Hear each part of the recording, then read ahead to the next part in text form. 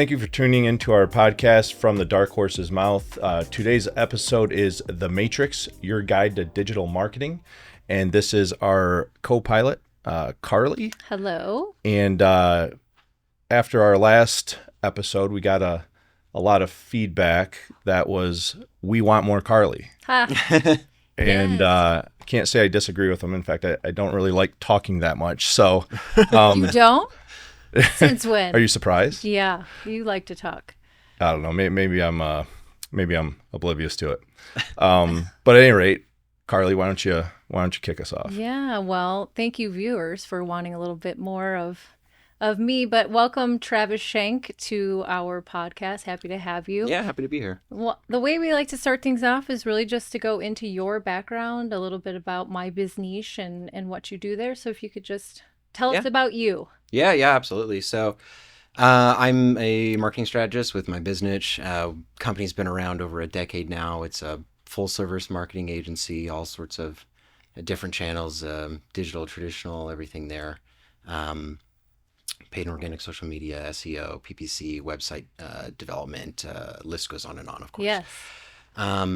My background personally, I used to do a lot of the similar sort of stuff working in-house at other companies. I was I've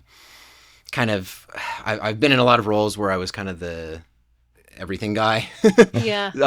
So doing the marketing piece of it, I was a developer, all that sort of stuff. So, coming to My business kind of just made sense. It was a really good fit. So, yeah. Yeah, so My Biz Niche, that's a very tailored and interesting, fun name. I think that was one of the reasons Dan and I initially were kind of drawn to your company. So can you give us a little background on that name?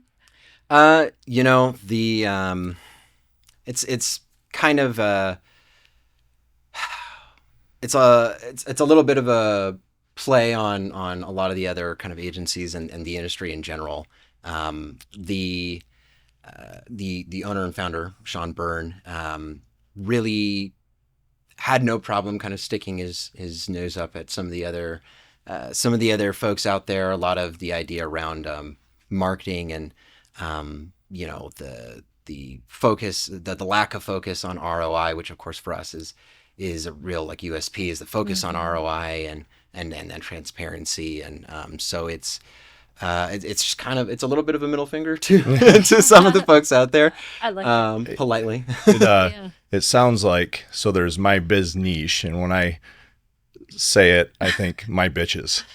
Yeah, well, so that's kind of which is an edgy marketing, I guess you can use it, it's either a slick marketing phrase or maybe a story on CNN in some capacity. Yeah. No, and that's the kind of idea behind it too, is we make marketing our business. So yeah, see, there you go. I knew it was hidden in there. Yeah. It is. Play on words. Love it. I know, Dan, that you had some questions on brand analytics and so marketing is a big word, right? It's very big, it's very broad. Yeah. When you're starting a company or a business, I guess a business is a company, but nothing happens until something is sold. Mm-hmm. And obviously marketing is at the forefront of that. And if you don't have the marketing and you don't have the sales, in my mind, nothing else really matters. Yeah. Then you have the best product in the world, no one knows about it and can't sell it. No one to sell it to. Then no one to sell it to. So why don't you take us through a little bit, Travis? Obviously there's, I guess, a lot of different verticals within marketing. And if you could start by taking us just kind of from like what the beginning looks like through to kind of maybe like what the end game, right? So if you're a small business and you're starting off, you got one or two people, like what types of services are those people typically looking for? And if you get on the other end of the spectrum, when you're looking at scaling a company, what does that look like in your experience? Yeah. So, I mean, we are fortunate or unfortunate, depending on your point of view, but I think we're pretty fortunate to have experience with a lot of different companies of different industries, different sizes, at different points in their kind of journey and their development. Like you were saying, everything from startups all the way through massive sort of enterprises. The biggest thing when you're first starting out is all centered around who you are and what you do. So it's all that kind of brand piece, right? If you don't know who you are, you don't know what you do, you don't know who you're speaking to, you have no audience, you have no message, you can't really, hope to be successful with that. You're kind of just shooting in the dark, hoping that something happens. And so getting internally as a company on the same page on kind of what is our goal here? What are we doing? Right. And sometimes that happens without any involvement of like an outside agency like us. Sometimes that happens with our involvement. The thing about being a sort of full service agency is that you end up involved in more than you would even think is maybe traditionally considered marketing. So when you start talking about the brand side, you start talking about like business development and that sort of stuff. That's what I mean by that. Once you're kind of past that point and you're starting to move forward, the channels that make the most sense depend on the industry and the audience.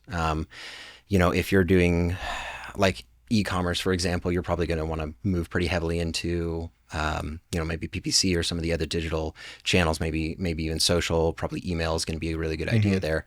But conversely, something like home services might be slightly different. Law would be different, right? It's once you know what your audience is and your messaging to speak to them is going to depend on the goals that you have. So if you're trying to generate leads, then you're going to go in the channels that are going to be more likely to generate leads. If you care more about just top of funnel kind of awareness, then that's going to change things too. Got it. And when you say email marketing, right? Yeah. That used to be kind of our chosen method. It seems, have you seen that fall off a little bit with all of the, like the spam filters, and there's a ton of fraud, right? It's all done by email. We get those phishing attempts all the time. Have you seen email marketing fall off a bit in your experience because of that? I mean, well, you could argue it in two ways. Is it like falling off as far as people aren't requesting to utilize that service as much, or falling off as far as success rates? I would say maybe some people might not be leaning as heavily into it. I have noticed that. But as far as success rates, I mean, as long as you're going through the steps that are the extra steps that are required now, the domain authentication and that sort of stuff, and you're, utilizing lists, whether they're purchase lists or they're earned, lists from people actually subscribing to you, as long as you're utilizing them in the right way, in the ethical, legal way, then you can definitely see some success with it. Got it. And what from a size and scope of list, like, because I'm a big data guy. Yeah. And actually, I think that, I know I've met Sean before. I think Sean has a data background, right? Yeah. He definitely at one point had a dream of being a hacker. There you go. The Matrix. That's the perfect. Yeah, exactly. That's why we get along so well. Yeah. No, I mean, it's from like a data perspective, like if you're talking about list size, and there's one caveat to it that I'll mention. Like, of course, if you're speaking to a list of 10 million people, but none of them are actually really relevant to your business, then of course you're not going to see a lot of success with that. But if it's assuming the audience is relevant to the business, you can, and it depends on the size of the business, but if you've got at least, 1,000 people that you're speaking to, and if you look across other channels, you're looking at like, lookalikes and retargeting on social ads and things like that. That number comes up a lot. That's generally, as an industry standard, a good kind of baseline to start with for a size of a list. Got it. So you basically want we'll say a qualified list. Yes. The data integrity is king. Yeah, of course. Right. If you can't get to them, it's not the right audience. And of course, like you talked about before, as it relates to the brand identity or brand piece, you're kind of determining that stuff at the very beginning, right? And so in that very first, like we'll call it brand strategy. Obviously, there's the branding. What else is included in that? And that's kind of startup piece to get you going. Yeah. Well, like I said, people come to us with different needs. We've got this done, but we don't have this done. Or maybe this is done, but really we took a look at it and you need to redo it because it needs help. But generally, when we're talking about brand, you're talking about logo, name, like guidelines, colors and fonts and all that sort of stuff on the creative side of things. And then you're also expanding that out to like your brand platform and who you are and what you do and all of that. Yeah. So it sounds like, it sounds basic in theory, like kind of one of those things like, yeah, of course, you need a logo and of course, you've got your brand colors and your identity, but it really sounds like it's important to really put some thought into it because that brand identity is what carries forth all of the other future marketing. Yeah, it does. And again, there's no reason that can't be changed in the future, but that's certainly a lot of headache to go through when you're already much, you're well established. We see this all the time with, huge companies out there paying tens of millions of dollars to redesign their logo, and the end product is about 1% different from what they came into the process with. And part of that is, boards not being able to decide on anything. Some people want to change, some people want to stay the same, and you get something that's, maybe not all that different, but it's certainly a lot easier to make that sort of decision. And if you need to pivot earlier on. What would you consider to be kind of like the starter package, if you will? Like, I know, I'm sure you get people that come to you that are like, hey, Travis, I don't even know what my brand identity is. How would you get them going and started in that direction of just kicking off their marketing piece? Yeah, well, it's a lot of conversations and questions. It's a lot of talking to them, making sure that they understand. I mean, you want to understand their business, but you also want to make sure that they understand their own business. Yes, that's important. Yeah, and you'd be surprised the number of companies that kind of don't really think about it. They have a general idea of what they want to do. If we're going back into like home services industry, and you think about HVAC, I want to, I know how to fix these. Right. Okay, cool. But have you thought about, what makes you different from everyone else out there, the millions of other people that are able to do this job? Have you thought about, the area that you're in and the audience that you're kind of trying to speak to? And maybe you want to specialize, if you're in, like, for example, here out in the West Valley, where I live, you have Sun City, that's retired, lots of 55 plus communities. And so maybe the messaging is going to change a little bit when you're considering that audience, for example, as opposed to like if you're talking to a young, new family, just bought their first home, that's going to be different messaging, right? You're not going to talk to them the same way. And ultimately, that's what it comes down to. In the prep that you're doing all before that and in the marketing after that, it ultimately boils down to that you're having a conversation. Yeah, and they're getting to know you, and you're getting to know your market that you want to work with. Yeah, exactly. Yeah, cool. So you've got the brand identity. Of course, a part of that not the brand identity, but the messaging. Another word for messaging is copywriting, right? Yeah. And copywriting is very difficult. Yeah, it's difficult. I mean, you look at, I write something and I think it's great, Yes. and then, I send it over and, I didn't think it was so great anymore. And I think that pushes your message and it goes into the marketing and all that. And of the actual marketing, we talked a little bit about the email marketing. What's the marketing source that people are dumping most of their money into right now? Well, again, of course, I have to say it depends on the industry, right? But we're seeing a bigger push on digital in general over traditional.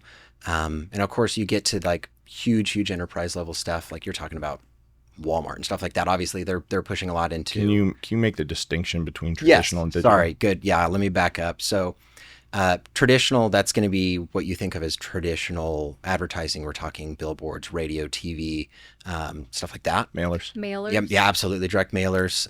You get into the digital side. It's basically everything else that you're probably already familiar with, especially if you've owned a business or, just exist somewhere that has internet in the last 10 or 15 years. Mm-hmm. So Google ads, right? Pay-per-click, and Bing ads, email marketing, like we were talking about, organic social media, paid social media, and direct outreach on those platforms, all that sort of stuff. So have you seen, obviously, everything's digital, going digital. Yeah. I wasn't going to say it, but I'm going to say it. I keep hearing AI. Yeah. Everything's AI. But have you seen some of the traditional marketing come back a little bit?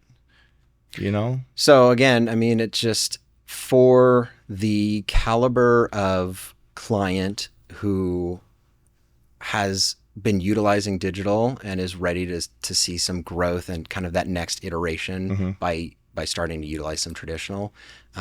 We have one client who's expanded massively in the digital scale, and there's not a whole lot of growing room left there for them. I mean, you can always just say, well, why don't I just dump more money into my Google ads or into my social ads or something like that.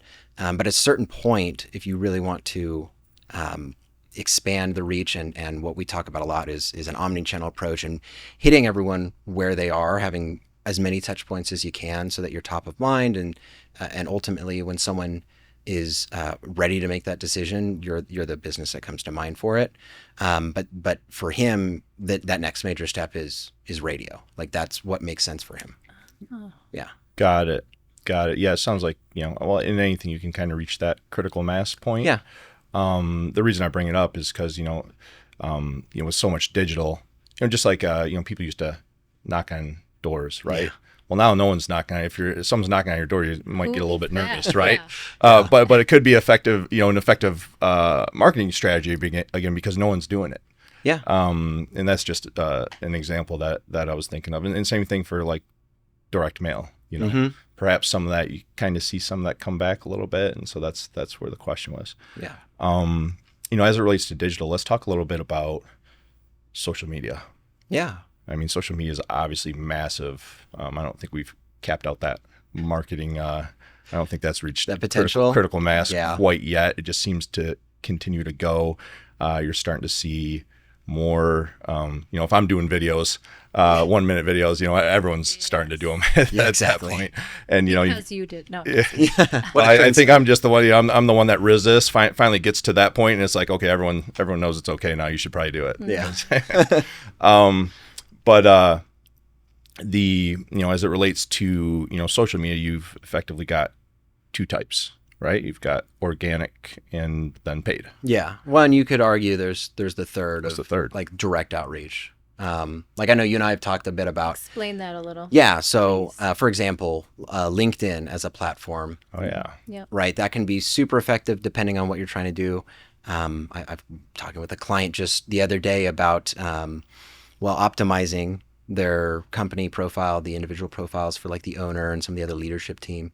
But once that's set, making sure that the organic piece is there, and so that's the posts that you're just organically posting on your profile and sharing across the other individual profiles, and then the paid side, which again, that's a lot of people are familiar with that. That's the ads that you're running on the platform. But the direct outreach is that, especially with like LinkedIn and platforms similar to that, your kind of crucial third pillar where you're directly reaching out to the folks that you want to talk to and saying, hey, I saw that, you viewed some of my posts, or maybe you're following me or whatever, and I think you might be interested in this opportunity. And like in their case, they're looking at two goals, which both make a lot of sense for LinkedIn, but acquiring new clients in their industry as well as acquiring employees. Yeah, got it. And that's kind of where we're trending right now, is to that third one. I wouldn't say that we're all the way there, but I think that we're getting pretty close. Yeah. And so if you were, obviously we're in the insurance business, right? And so if you're a new agent, and you've got to do this all yourself, at least to start. What does it take? Like, let's start with just the organic social. Yeah. What platforms are they on? How many posts do they need to make? How much time do you think they need to devote? Like, what are those metrics? If I'm someone, kind of starting or restarting my business, and I've got to do I've got to use my own time and energy versus money at this point. Like, how do you get started in that capacity? Yeah. So, and I think it's crucial to say that the difference in insurance would be between personal and commercial lines, right? Where your focus is. And so if you're commercial heavy and it's businesses that you're going after, and more importantly, the decision makers in those business, again, like a platform like LinkedIn might make a lot of sense because you can look at industries, you can look at specific job titles, stuff like that. On the personal side, you can start to fragment a little bit depending on exactly who you're talking to. Like if the area that you're in, assuming that you're not just marketing to the entire US, if you're starting out, so that geographic area you're in, if you're seeing like a lot of younger people, then you might go on a platform like TikTok or Instagram, where you're going to have some folks that are more in that age bracket. If you're looking more at older folks, and sometimes Instagram and Facebook might make them a lot more sense. So some of the platform choice is going to be dependent on who you're talking to. But as far as the actual kind of messaging and the goal, it's the same. It's having a conversation with that person, meeting them where they're at, and just, hey, I'm here, I can help you, right? Yeah. So how many, like, if you're on, Facebook, Instagram, LinkedIn, and you've got your message going out to, because organic it's basically going to the people that are your friends and you're connected with, right? So the bigger that bucket, the more people that you're reaching. Yeah. So any idea how big that bucket needs to be? As big as you can get it. So you're 100% right. When you're posting organically, it's the people that are friends with you, it's the people that are following you, the folks that have manually opted into seeing the content that you're putting out. Occasionally you do get suggested posts, depending on the platform, where, for example, we're talking about Facebook, you're scrolling through your feed and you might see a post from someone that you don't follow. And if you actually engage with that and repeatedly start getting more of those posts suggested and engage with them, even if you're not following them, you'll still continue to see more of that, because the app is sensing that that's some content that you're interested in and you want to keep seeing. And sometimes it's really annoying because I'm sure we have all experienced this, where you're like opening the comment section once on something and then it keeps getting recommended. Why does it keep showing me? There's even a button that says, why does this keep showing? So when you're talking about the folks that are seeing it on an organic piece, that's who you're talking to. There is one kind of augmentation that you can do with that, where you're able to boost posts. And so it's an organic post, but you're putting a little bit of money behind it so that it can reach more people that aren't following you. And the goal there typically is to get them to follow you. When you boost it, so you can boost organically. Is there a tier structure, cost structure to the boosting? So again, it's like kind of platform specific, and probably by the time this episode comes out, it'll change again, because they're constantly changing. But generally the idea is the more money you're putting behind it, the higher the estimate of people that are going to be able to see it who are outside your existing network. Now, again, just because you can show to 1 billion people doesn't mean that any good percentage of those are actually going to be interested in the content or will interact with it or will follow you from it. Sure. So that's a consideration too. But yes, you can take organic posts that perform well organically and boost them to get them to appeal to a wider audience. And you can also take organic posts that perform well and utilize them as actual proper ads. So not even boosting, but taking the creative and maybe transforming it slightly and then republishing that as an ad. So then it's typically even wider range of folks that you're able to get from that. Wow, jot that down, everyone. Sounds like something I don't want to do myself. Yeah, sounds like I lost you like halfway through it. I was like, I'm going to hire someone. I need help. Yes. Well, and ultimately that's the benefit of being able to work with an agency, is as long as it's an agency that you trust, or even bringing someone in-house to do it, right? But as long as it's someone that you trust who understands your business, the audience, the goals, the messaging, all of that sort of stuff, not only understands it, but can help craft additional messaging, help tailor the audiences even better, find opportunities that you didn't even know existed, and then being able to take all of that and do it for you without you having to do it yourself. The challenge I see with bringing it in-house is everyone thinks that they're a social media expert. So like finding that actual social media expert that you can bring in-house, and usually if you're looking at, well, I shouldn't say usually, but obviously there's a cost associated with hiring that person full time. Yeah. And the cost, depending on where you're at in your business cycle, if you're just getting started, that cost may be a lot against what it would cost to outsource it. Yeah. And if you have, let's say you're on the other end of the spectrum and you have the money, then you're like, okay, is this person that I'm paying this cost to, are they actually an expert? How many people do I have to run through to actually find the true expert? Yeah. Yeah. And often you don't, I mean, sure, there are businesses that have no like real marketing department and just hire someone on, and the social media person just reports directly to the owner. And sometimes that works and oftentimes it doesn't. But a lot of times when you're talking about like bigger, sort of, again, enterprise level organizations, you're getting, there's a marketing manager involved who probably is coordinating with an agency for all the things that you're not doing in-house. And we have actually plenty of clients that are like that, where I'm talking to a marketing manager handling all the things that they can't do in-house, but they have other people in-house that are handling pieces of it, right? Yeah. And so it's just kind of a cost efficiency thing. And having a qualified, trusted marketing manager, marketing director, someone like that to be able to help bridge that gap, like as a business owner, is crucial, because again, your expertise is probably not in marketing. Yeah. Yeah, that makes a lot of sense. And it helps with long-term continuity. Yeah, right. Absolutely. So we went over, the organic social, and then, well, before I get to that, the organic social, how long does that take? If I started today with my organic social, does it take me 10 years to have success, or, can it happen in like 2 months, 3 months? Yeah. Well, success depends on it depends on the goal. If all you're trying to do, and let's tie it back to just specifically organic social media, because that's often where most businesses start when they're venturing out into the social media piece of it. If you're just focusing on that, what does success mean? Maybe it just means that more people know about you. Maybe it doesn't necessarily equate directly to business, or if it does, it's maybe a little bit more difficult to directly track that. And again, that's why it's helpful to have an agency that's got tools to be able to track the ROI for things. But how long you get to success depends on what success means. It absolutely can be, 6 months or less, if all you're trying to do is just expand the reach enough to get some more referrals, to get some more word of mouth, if that's the way that you're bringing the business in. But if success for you means establishing organic as like a foundational pillar of that channel, and then branching out into paid or direct outreach or anything like that, and being able to utilize that as an additional channel to bring leads in directly, then success there is, and the timeline for that is going to look different. Got it. So pillar, that's a good word, right? So you've got your pillar organic social media. So at what point do you consider adding, the paid social media to it?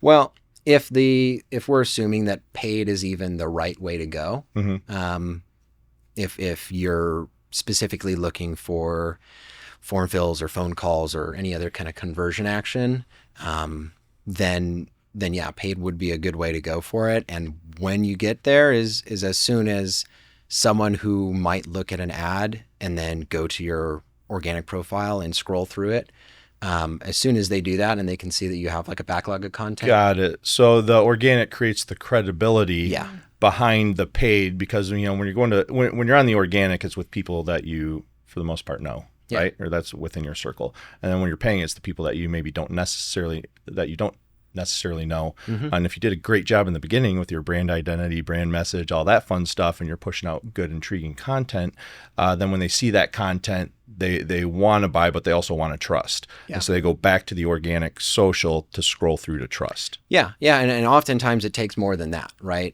You might see an ad once and do nothing with it. And then you see another ad, and then maybe you look at their profile and scroll through it a little bit, and then you still do nothing with it.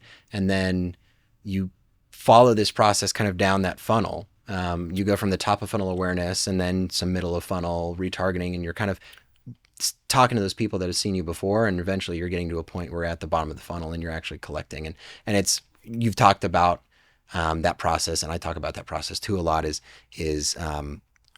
knowing that a company exists, that an individual exists, learning more about them, trusting them, and then once you trust them, then that buy or that action is actually going to happen.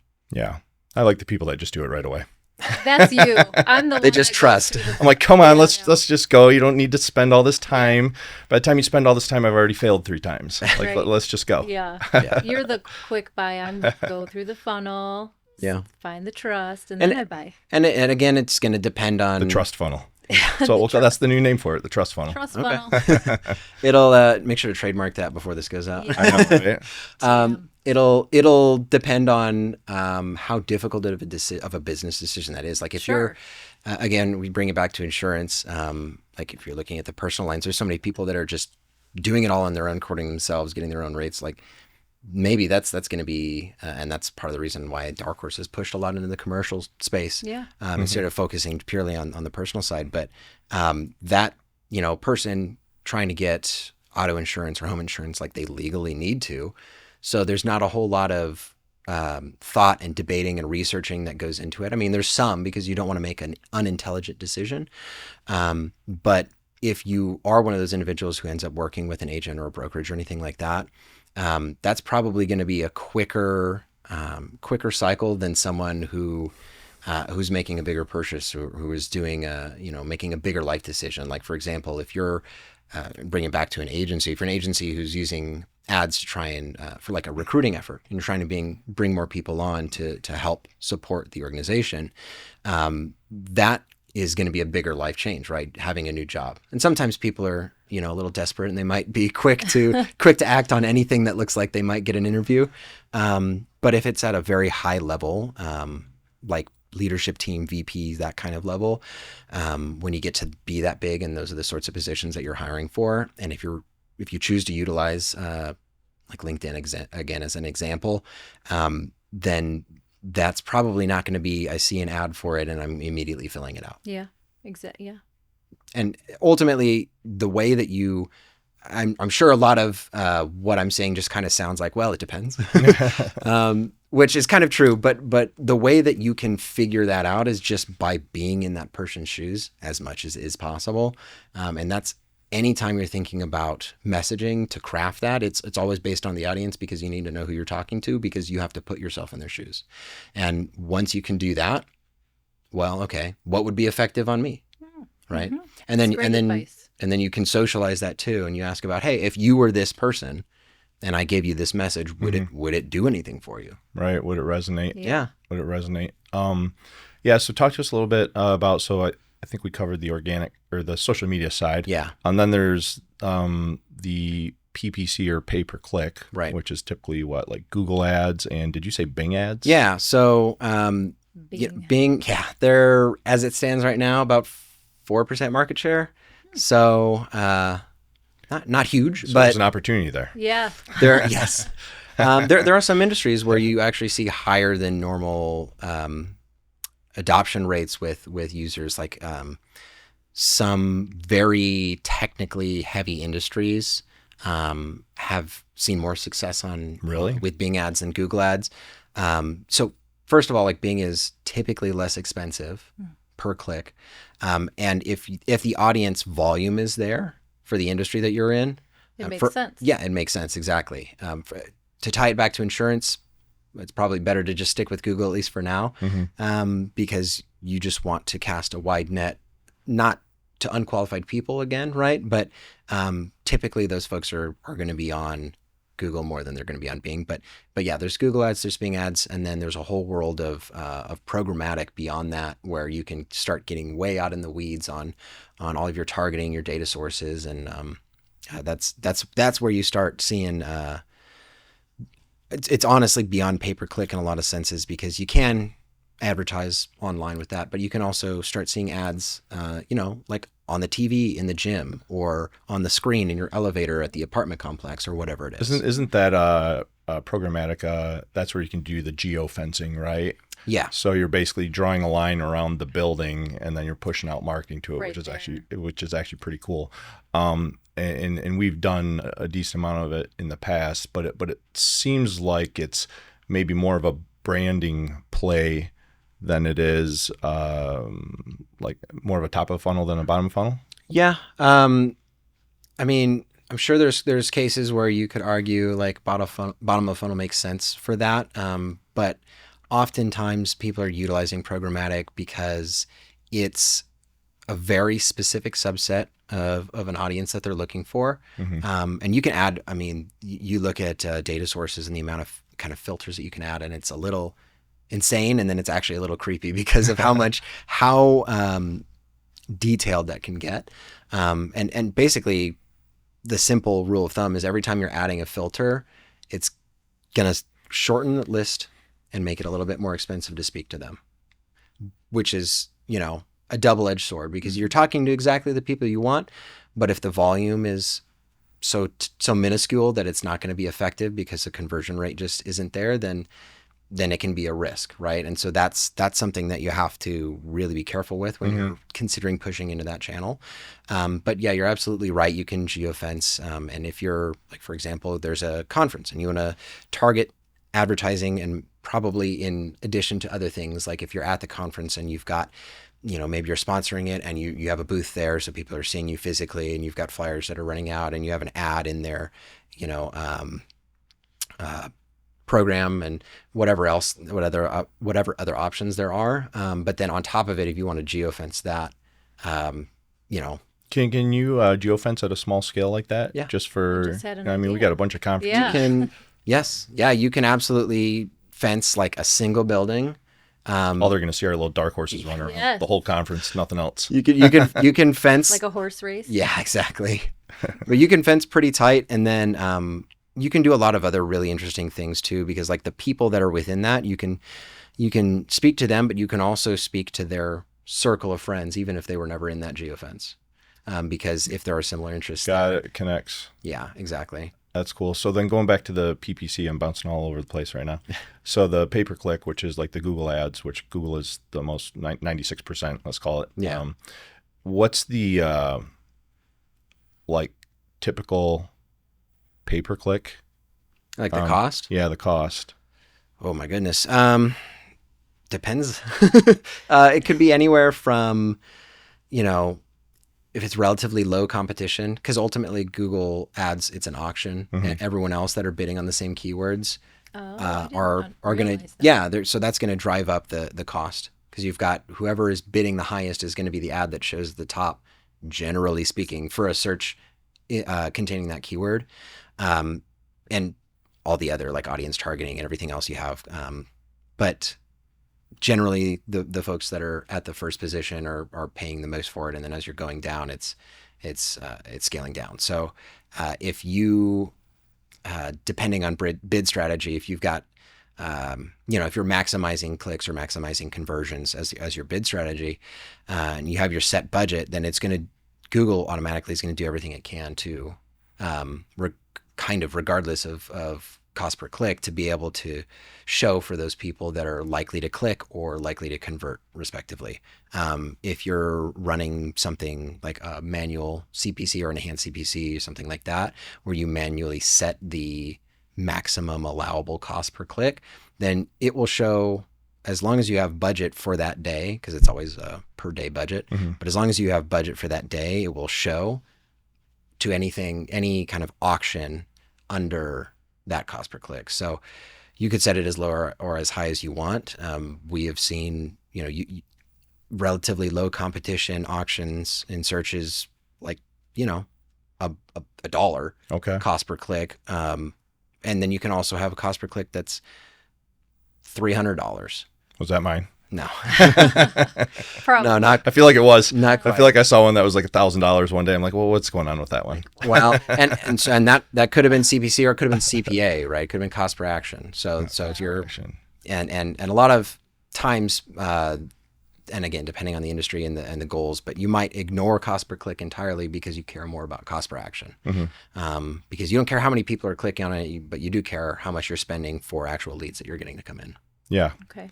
What's the timeline on seeing a return?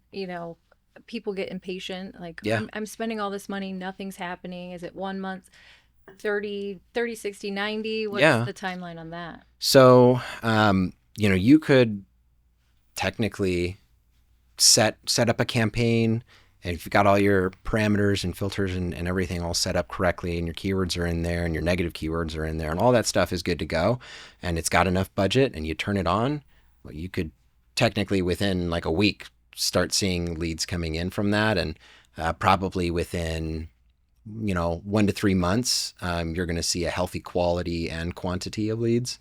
Again, it's going to depend on the industry on the industry and you're how selling competitive to. it is. Yeah, and if you found like one of the things that you can do to try and be strategic about it is looking at auction insights, and you're looking at like keyword gap analysis and seeing what are other people bidding on as far as keywords, or you're looking at search queries and you're looking at what are people actually searching for, and you're trying to find like negative keywords that you can rule out because you don't want to pay for this is, you know, with Darkhorse, for example, we've seen on the organic side, not so much on the paid side because it's already a negative keyword, but people searching for actual insurance for their horses.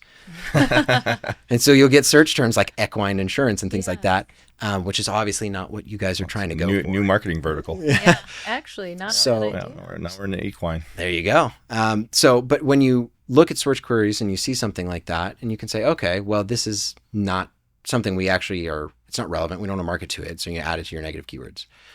If you're set up and good to go in that way, then that's going to produce a lot better results for you.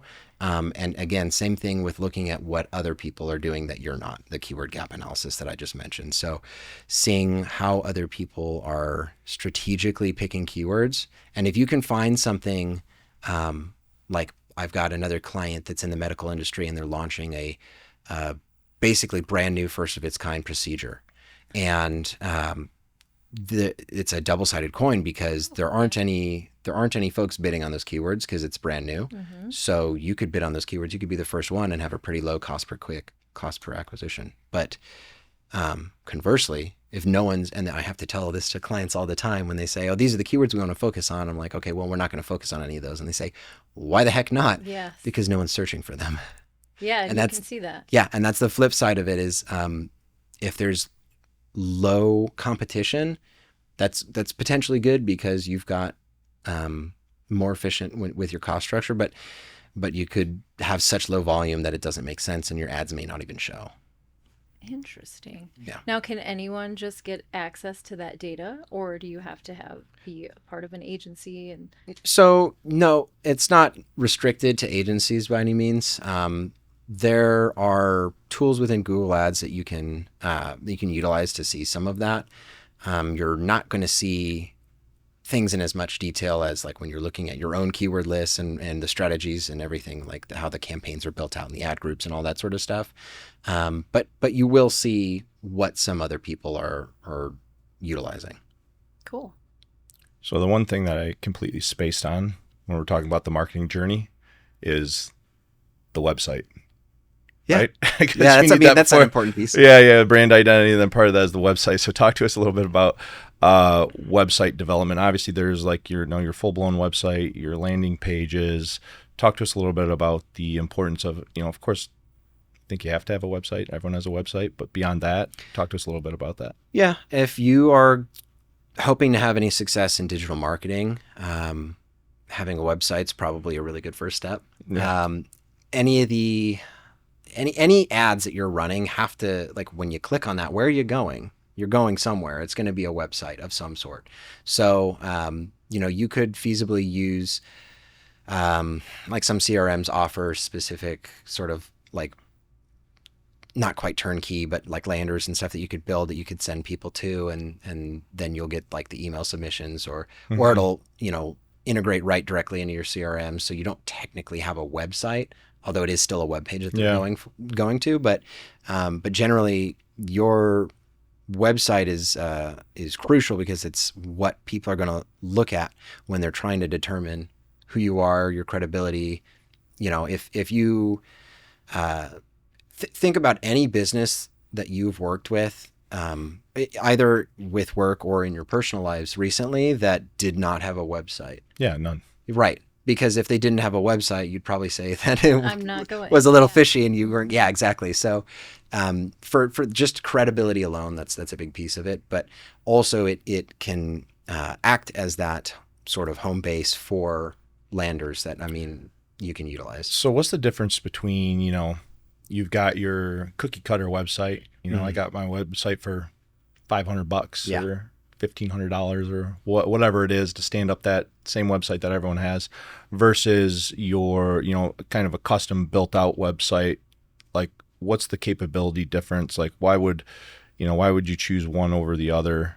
Obviously, there may even be an evolution. Like I start with this one to just get me off the ground, and then I want to evolve. So what's that evolution look like?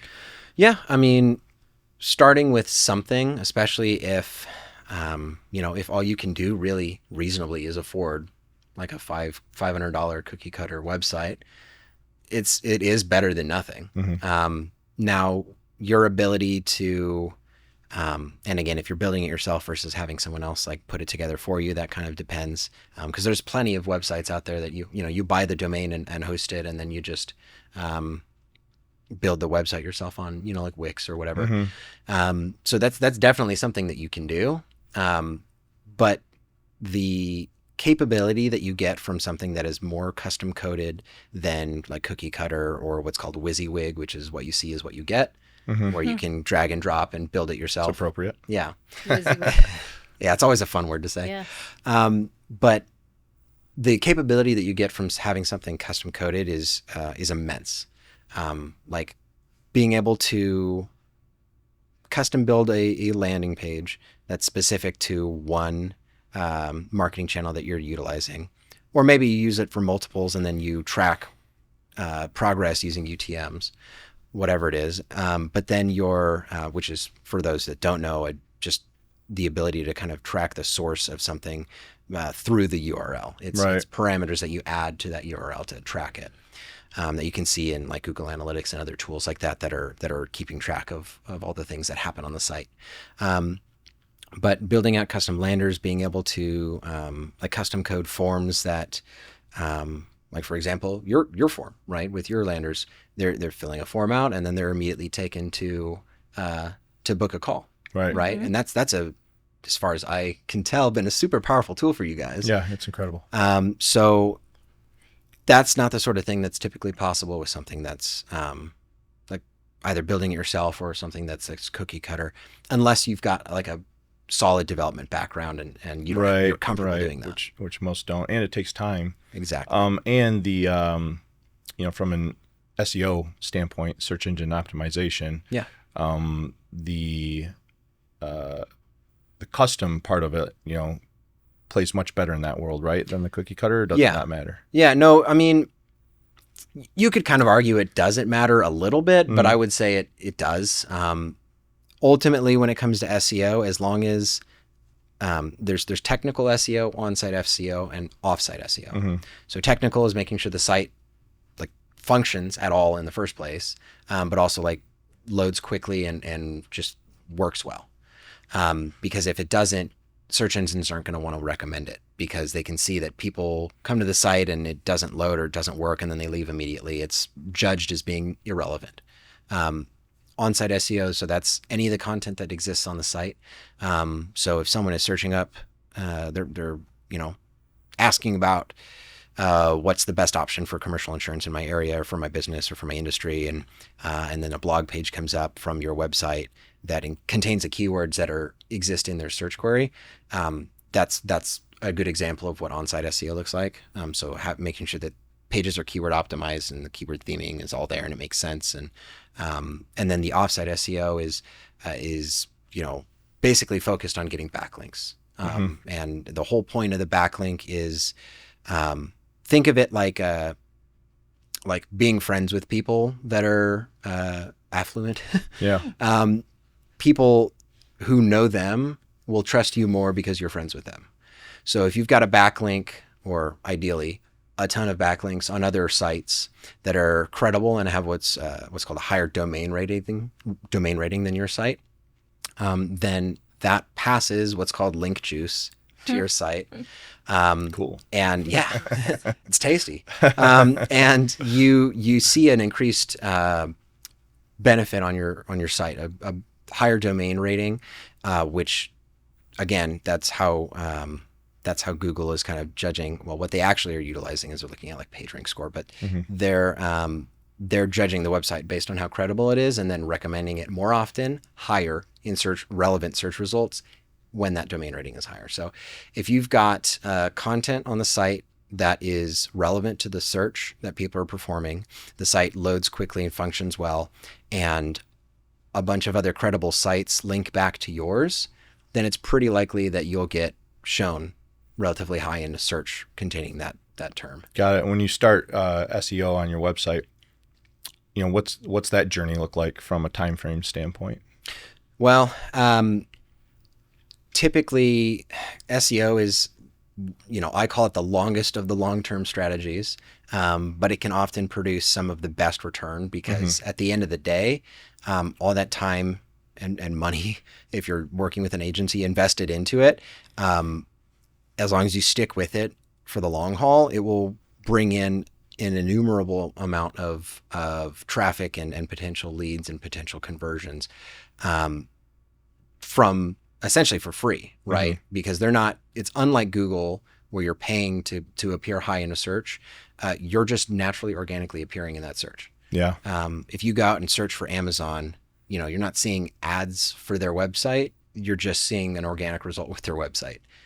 So you can, as you expand SEO, not necessarily turn off PPC, but you don't necessarily have to rely on it as much in the long term to be able to get the same level of leads. Got it. Yeah, and that's been my experience. I mean, for the last forever, up until like the last couple of years, we had one of those cookie cutter websites, not for Darkhorse, but for our retail branch, and we were constrained on the SEO. Like our SEO was constrained on basically, who was at the top, who the cookie was, I guess, on what type of content was there and all that type of stuff. And then when I started to, when we started to look at, kind of expanding our digital marketing, if you will, the SEO has actually been quite a bit more valuable than I had ever given it credit before, especially in long term, because things just, they just start to happen and it builds on itself, and then it works off of all of the other marketing stuff that you're doing. Right, which is exactly why we recommend very strongly having that omni-channel approach. Yeah, and that's what I was just that's where the whole Omni comes in, right? Because you've got your, I don't know that I want to go back through all of them, but all your different, marketing buckets, and then the omni-channel. And then at the center of the omni-channel is your marketing automation. Yeah. Right? Yeah. So when you start expanding out in a big way, and it starts being something maybe a little bit difficult to manage manually, then marketing automation definitely comes into play. For most people, that is in one of two forms or in both forms. Email and SMS are the two most widely used. So that's as a really quick, easy example. Someone comes to your site, fills out a form. If you don't have any marketing automation set up, you'll probably get an email with their information, and then you'll manually reach out to them or give them a call, whatever it is. If you have marketing automation set up, it can save you a ton of time. And it can also keep things very consistent because you're not worrying about like a CSR, customer service representative, forgetting the script or forgetting to contact them in general, whatever it is. So exactly, if you've got the automation set up, exactly what you want to say sent to the person who filled the form out, exactly X amount of hours or days, whatever it is, after they filled that out. And you can take them through as simple or complex a journey as you want. Categorizing, tagging based on their actions. So if they click this link in the email, then they're going to move through the flow in a different way. Or if they get, sent a text and they respond to it with, I'm sure we've all probably seen that, reply with this keyword and, we'll send you another text or send you a link or do whatever. So what that is, that's another example of the marketing automation. Yeah. I don't know. It just escaped me, but when you were talking about what do you say to people who are like, that's too impersonal. I want to be the one that's picking up the phone. They're a little more old school. Yeah. What would be your advice to them to kind of get them over that hump or not? Well, yeah, I mean, ultimately, like, I'm not going to ever force, or at least I'm going to try not to ever force someone to pursue a channel that they really just don't want to. Because at the end of the day, that business owner, that decision maker needs to want it, needs to hope that there's going to be some success in it.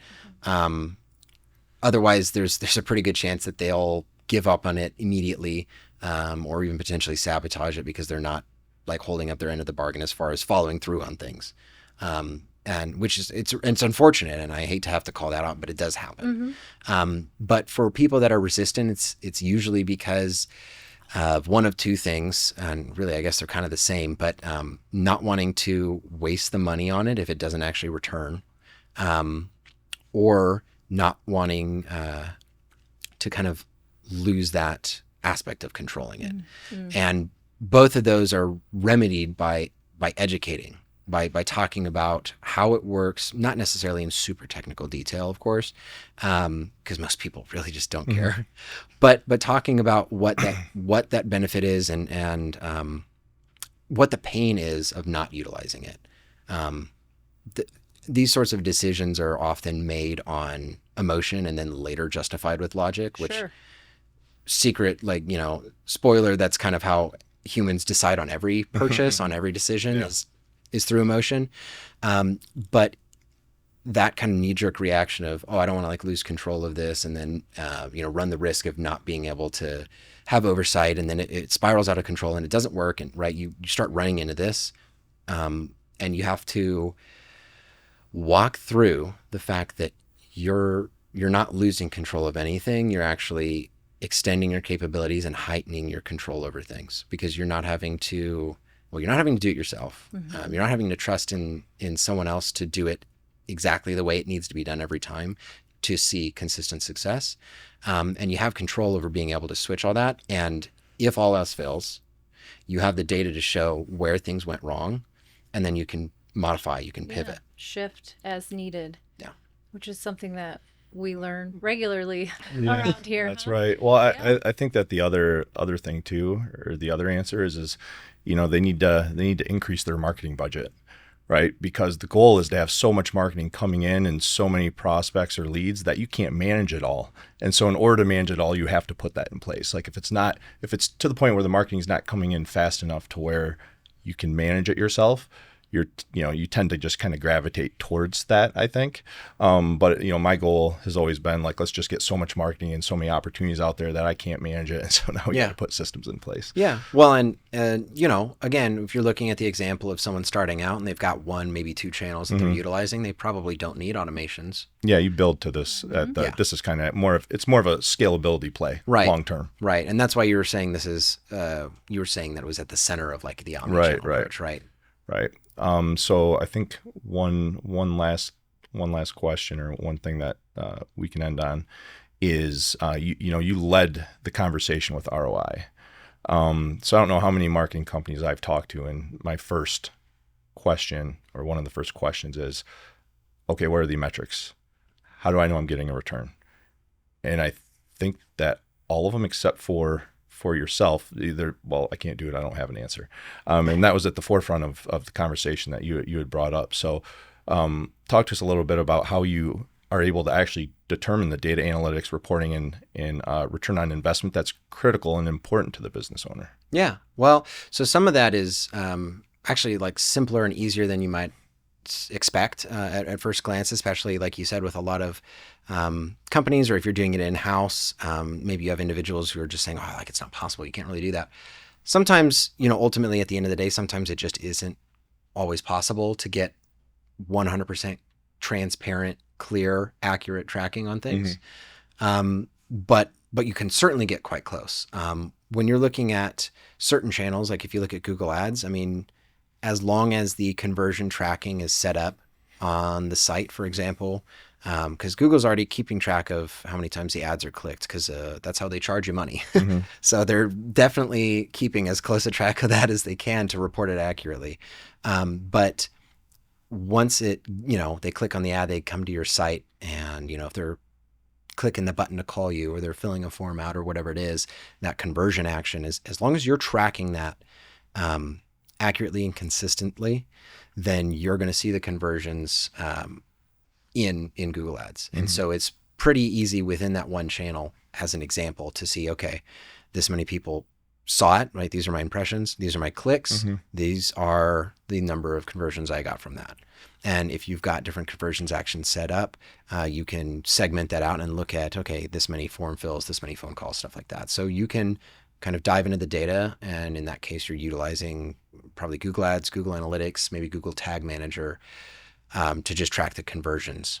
And as long as it's set up correctly, it'll be accurate, or at least accurate enough. Sometimes with certain campaigns, you might not be, like display campaigns famously have issues getting 100% accuracy with tracking. Right. Yep. But when it comes to some other channels, like if we're talking about SEO or things like that, there are analytics.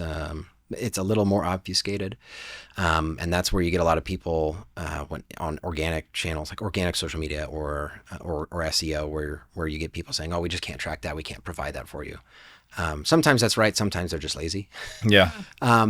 But for an agency like ours, where you're utilizing a number of different tools to be able to gather that data, aggregate it, and paint as an accurate picture as you can, and then report on that monthly or weekly or however often it makes sense for that business, that's where the whole focus on transparency and ROI comes in our case. Yeah, makes sense. And sounds like exactly the answer. Like, sounds simple to me. Yeah. Right. And you explained it very well. Carly, you have anything else? No, I think we could go down the rabbit hole of, Yeah, I have absolutely. learned so much in this short period of time on things that I, wasn't really aware of in the grand scheme of the marketing world. But I think I'm all set. Yeah. Very cool. Well, we like to end every segment on a kind of a Ask Me Anything, where you just ask me anything, business, personal, whatever comes to mind. Well, so funny story about that. I was talking to my social media manager. Oh, what should I ask him? And she said, ask him what channel is performing best for him, because I want him to say social. But honestly, my question is outside of business, right? Because we talk a lot about success in business and personal achievement in that space. What would you say your one or two biggest personal achievements have been outside of business? One or two biggest. So first off, I think social is our top performing. One or two biggest personal achievements. Well, I think the first one that came to mind is my son. Yeah. One of the things that gives me a lot of joy and purpose, like I'm sure it does many others, is their children, and just kind of watching him grow. Every year is a different challenge, but just being able to kind of teach and instill everything I can in him with the hope that he's going to be better than me. Yeah. Is probably, it's an ongoing accomplishment, but so far so good. So I'm very proud of him, and that gives me a lot of happiness outside of work. The other personal accomplishment, a lot of it kind of relates to work. They're kind of interchanged. I think that things like getting outside of my comfort zone, like public speaking, has always been one of them. I've done a lot of personal development, which again is uncomfortable. Doing these podcasts is becoming more comfortable. Yeah. But I think the other personal accomplishment would just be, I'm willing to take risks, and I'm willing to just go and just do it. I mean, I always think that if someone else has done it, like, why can't I do it? Yeah. Right. And the only thing that separates me between the other person that's already done it is mindset for the most part. So why not? Yeah. And so I think that, I don't know if that's a personal accomplishment, but to me it is. Well, I would say so. I mean, I'm also like big on personal development. I think a lot about, like, anytime something's hard, like this point in my life is hard, or this specific task is hard, or whatever it is, strength through adversity. Yes. So I 100% understand what you're saying when you say that. Yeah, awesome. Great question. Very good question. Thank you for tuning in to our podcast from the Dark Horse's mouth. If you want to learn more about us, go to darkhorseinsurance.com. Follow us on Facebook, Instagram, LinkedIn at Dark Horse Insurance Brokers, and email any questions to podcast@darkhorseinsurance.com. Thank you.